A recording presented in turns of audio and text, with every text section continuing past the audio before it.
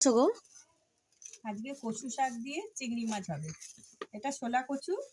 এইভাবে কচু শাকগুলো কেটে নিতে হয়, কেটে ছাড়িয়ে নেব, নিয়ে তারপরে ভাপাবো, সিদ্ধ করে নেব।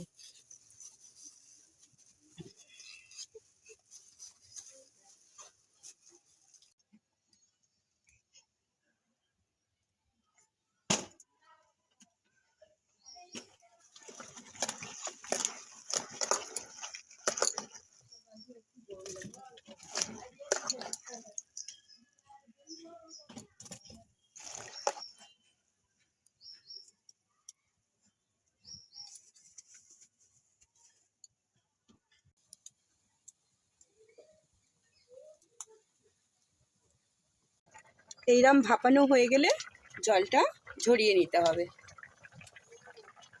দিয়ে দিলাম প্রথমে, দিয়ে কচু শাকটা করার জন্য চিংড়ি মাছটা ভেজে নিচ্ছি।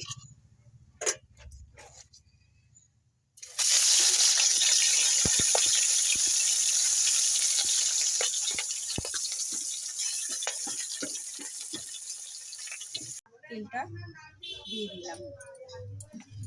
কচু শাকের জন্য নিয়ে নিয়েছি শুকনো লঙ্কা, জিরে, কালো জিরে, তেজপাতা।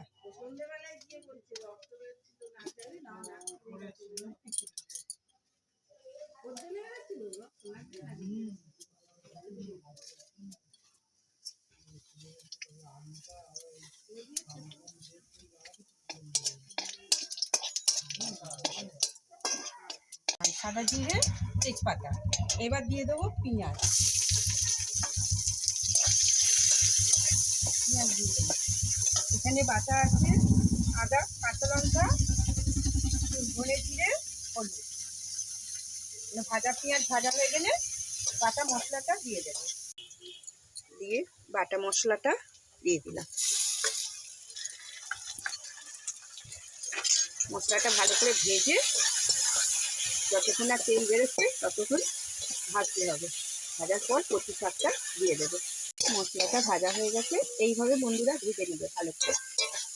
ভাজা হয়ে গেছে, এবার কচু শাকটা দিয়ে দিলাম।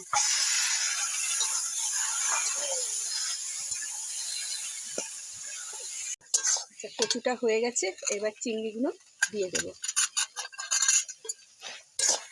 চিংড়ি মাছটা দিয়ে দিলাম, সামান্য একটু গুড় দিয়ে দিলাম, সামান্য একটু গুড় দিলাম। এরকম ভাবে বাড়িতে খেয়ে কমেন্টে জানাবেন কেমন হয়েছে, আর পারলে লাইক সাবস্ক্রাইব করে দিন চ্যানেলটাকে।